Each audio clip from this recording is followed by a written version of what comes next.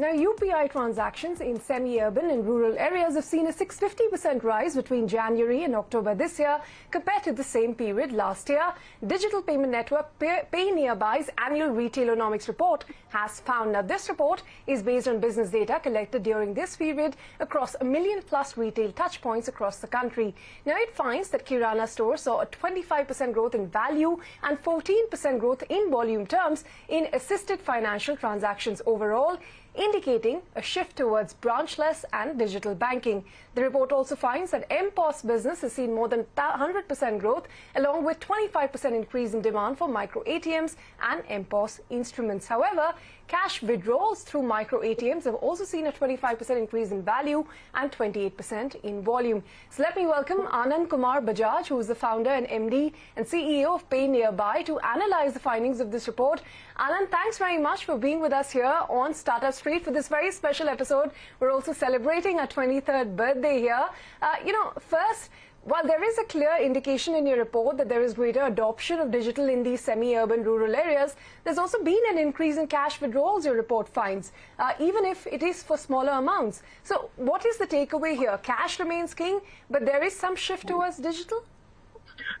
Yes, if you see, India is two parts, Bharat and India, with the digital divide helping India evolve in a different manner.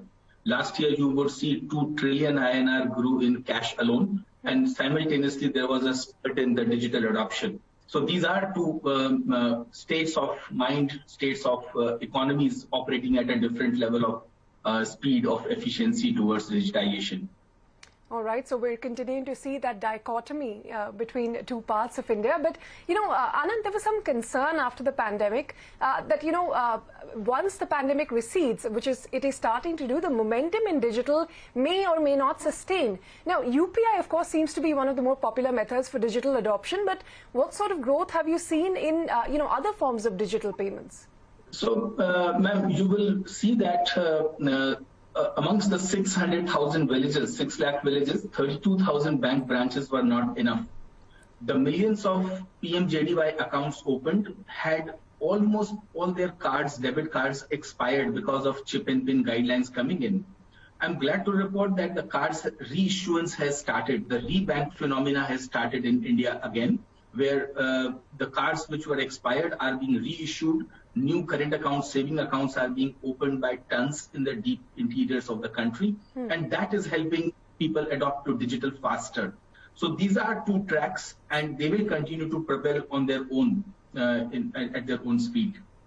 Well, that certainly is heartening, and we'll come to some of this credit pickup in just a bit. But, it appears that the local Kirana store is sort of evolving into what you'd call a multi-utility point for financial needs of customers, especially in these tier 2 cities and beyond.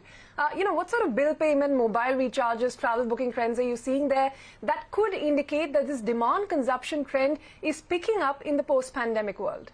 Absolutely, ma'am. And let's look at the pandemic, the tough times when these retail partners stood by the citizens to help deliver the policy objectives of the government of India.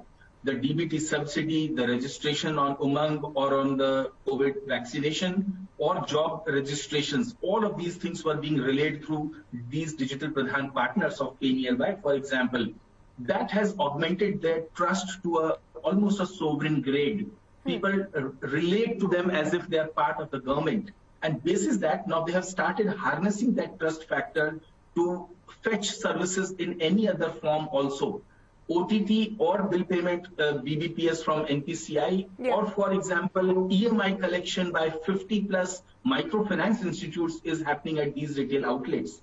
And so is the growth in the digital payments. So this is more a trust harnessing in sachetized form at these retail points that you are seeing now as a growth momentum for digital here. Anand, so if you could also tell us, some of the measures announced by the Reserve Bank of India in today's policy with regards to the UPI, the enhancement of the Bharat bill payment system as well, how is that going to impact the digital payment ecosystem? It's all favorable and in line with the momentum. You have seen India grow on the telecom rails first. On top of it, the banking and payment rails came along, and now the digitization spree is helping take the high end of technologies to the bottom of the pyramid, ma'am. Very clearly, the new launches announced by Reserve Bank today on BBPS only augments multiple services on BBPS, which brings much more convenience to the citizens. Likewise, the UPI single debit, which is called bulk debit, and multiple credits going out, will further simplify services for people.